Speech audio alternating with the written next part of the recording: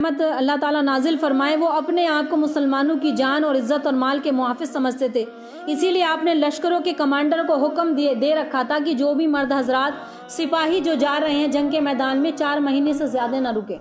کہ 4 مہینے بعد اپنے گھر آ کر واپسی آئیں۔ کسی بھی لشکر کو وہ بھیجتے نہیں تھے کہ ان کی عورتیں گھر میں ہوں گی کہ اس سے پہلے کوئی فتنہ کھڑا ہو جائے، یعنی کہ 4 مہینے سے کہ آج دیکھو ہمارے معاشرے میں 2-2 سال کے لیے جا رہے، 4-4 سال کے لیے آدمی سعودی جا رہے ہیں۔ اب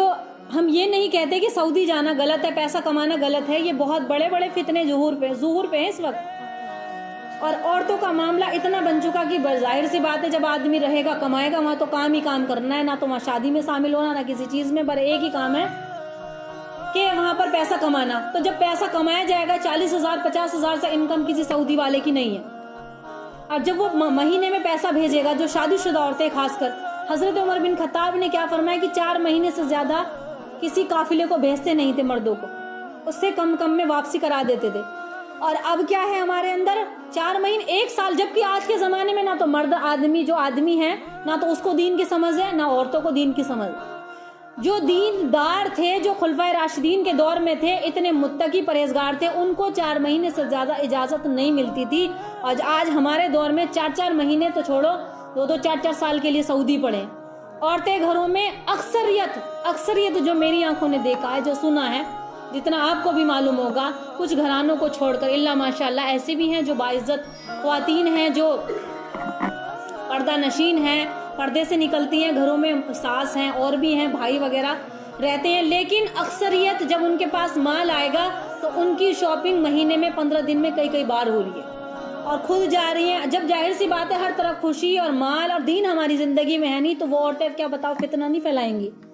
تو کتنے ایسے ہیں کہ انہوں نے وہاں شادی کر لی، کتنے ایسے ہیں حالانکہ جلدی سے تو نہیں ہو سکتی، لیکن کتنے ایسے ہیں کہ یہاں پر عورتوں کے غلط تعلقات قائم ہو گئے، اور یہ اکثریت ہو رہا ہے، اکثریت بن ٹھن کے نکلنا، آدمی کو پتہ ہی نہیں میری بیوی کہاں جا رہی ہے، تم اتنا مال دے رہے ہو۔ اگر جس کے سر پر ہاں بھائی ہے، والد صاحب ہیں، اس کے اور نگہبان ہے تو ہو سکتا ہے کہ وہ نہ نکل پائے، جس کے آس پاس کوئی ہے ہی نہیں، آگے پیچھے بیٹا بھی نہیں ہے اتنا بڑا،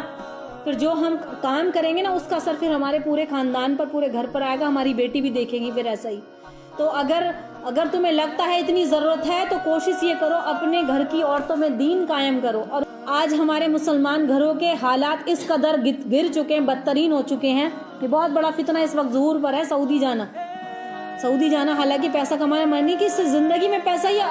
تو مال ہی کمانا ہے۔ زندگی کی خوشی وہ ہے کہ جب مرد عورت ساتھ رہیں، ساتھ اپنے بچے کی تربیت کریں، تھوڑے پر ہی اکتفا کریں۔ آج شادیاں مہنگی ہو گئی، ابھی گھر بنانا ہے، آج اس بہن کی شادی کرنی ہے، اس سال اس کی کرنی ہے، اس سال اس کی کرنی ہے، پھر اپنے بچے بڑے ہو گئے، اسی چکر میں آدمی بیچارہ بوڑھا ہو گیا، کیونکہ خرچے اتنے ہیں، شاہی انداز ہو گئے، لین دین اتنے ہو گئے، اس میں زندگی کا کس کا نقصان ہے؟ ہمارا ہی نقصان ہے۔ پیسہ بے شک بہت آ رہا ہے، پیسہ ہر چیز کے لیے ویلیو نہیں رکھتا۔ تو یہ عمر بن خطاب کا واقعہ تھا تھوڑا سا کہ فتنوں کے کس قدر آپ نگہبان تھے، اصل یہ بتانا تھا۔ آج ہمارے دور میں دیکھو، ہمارے پاس بیٹا ہے، بیٹے کے پاس 10,000 کا موبائل الگ ہے، بیٹی ہے اس کے پاس موبائل الگ، لیکن اس میں نقصان کہیں نہ کہیں ہمارا ہی ہے۔ تو 4 دن کی چاندنی کے بعد جو اندھیری رات آتی ہے نا وہ پھر کاٹی نہیں جاتی، ابھی تو چاندنی دکھائی دے رہی ہے، سب کچھ اچھا دکھائی دے رہا ہے، کیونکہ زندگی بڑی لمبی ہے، اور مرد عورت کے حقوق اللہ نے جو بتائے ہیں تو اس کو اگر ہماری بیٹی سمجھ کے چلے گی تو زندگی بڑی خوشگوار گزرے گی، ہمارے بچوں کی زندگی بھی اچھی گزرے گی، ہمارے مردوں کی زندگی بھی اچھی گزرے گی، کیونکہ بیوی اگر نیک ہے، صحیح سیرت والی ہے، خوشحال ہے تو آدمی کو بھی خوش رکھے گی۔